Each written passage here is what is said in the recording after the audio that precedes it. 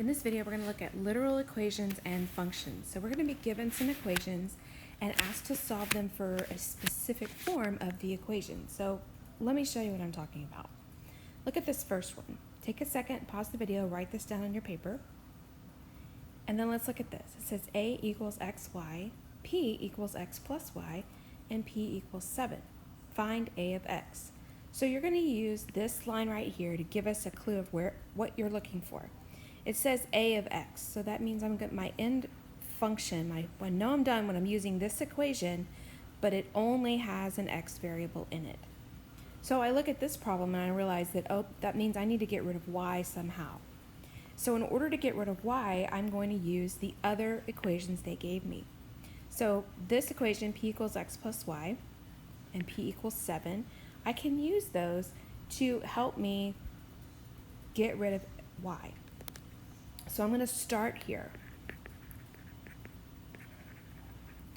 All right, and I'm going to combine it with this one. So that means I can put x plus y equals 7. And looking at that equation, I need to solve for y because I need to substitute something in for y to get rid of it. So I'm going to solve this for y. So when I solve for y, it's going to be negative x plus 7.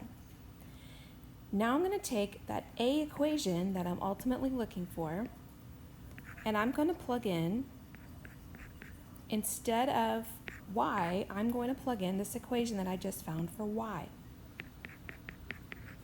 Okay, if you notice, now we got rid of the y's and the only variable left is x. So now I can clean this up.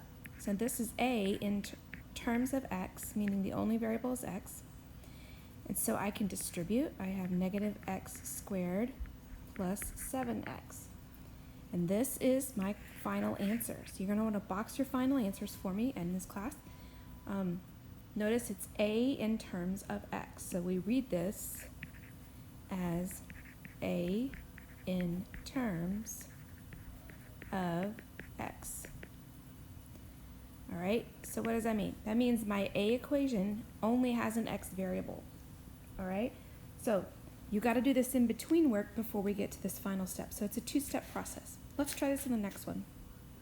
Number 2, v equals x squared times y. A equals 3x plus y. A equals 52. Find v of x. So ultimately, where am I heading? I am going to use this equation in my answer, and I'm going to get rid of, looks like I'm going to get rid of y again. So I'm going to take these other equations and use them to help me get there.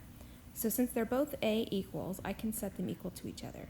3x plus y equals 52. And again, I want to solve for y, so I can substitute something in right there. So I'm going to say y equals negative 3x plus 52.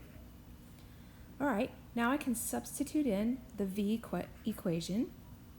V in terms of x, I'm going to say x squared, x is okay, but I don't want y anymore. I'm going to use what we just found, negative 3x plus 52, plug that in, and then I'm going to simplify and clean it up. So I'm going to distribute. It's going to be v of x equals negative 3x, now it's x cubed, plus 52x squared. All right, let's try another one. Feel free to pause the video and write the equation down. Now in this one, A equals x squared plus 4xh, V equals x squared h, and V equals 10. Now notice it says A of x is what I want to find. So I want A in terms of x. So what am I going to need to get rid of? It looks like h. So I'm going to use my other equations to help me find out what h is. So they're both v equals, so I can say x squared h equals 10. And I need to solve for h. So h is going to equal 10 divided by x squared. Now I'm going to go back and plug into the A equation.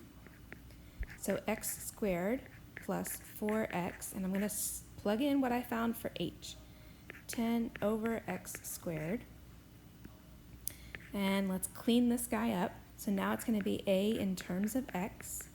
So it's x squared. Now recall that when you multiply fractions, you multiply top to top, bottom to bottom. So this will be plus 40x over x squared. Now you might think, oh, am I finished? No, I'm not finished, because there is some reducing I can do. I have 1x on the bottom, I have 2x's on the, 1x on top, 2 on bottom, so I can cancel one of those out. So my final answer needs to be the simplified answer, x squared plus 40 over x. And this is where I leave it. Again, I need you to box your answers. Now number 4, I want you to try this one. Write it down, work it out. Now be careful, look at this one, it says find a of w. So a is our second equation in this case. And it's of w, we want to get rid of h. So I'm going to use my v equations to help me do that. So everything's just written in a different order. It's not that big a deal. Feel free to pause the video and try it yourself if you'd like, or you can follow along. W squared h equals 3. I'm going to solve for h because that's the piece I need to get rid of. So I'm going to divide both sides by w squared. So h equals 3 over w squared. Now I'm going to plug in to a equals w squared plus w times 3 over w squared. Okay, almost done. I've got to clean.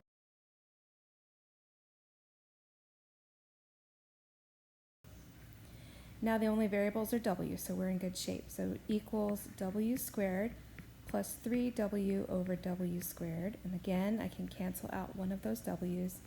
Not quite finished because it's not cleaned up all the way, over 3w squared plus 3 over w. And that is your final answer.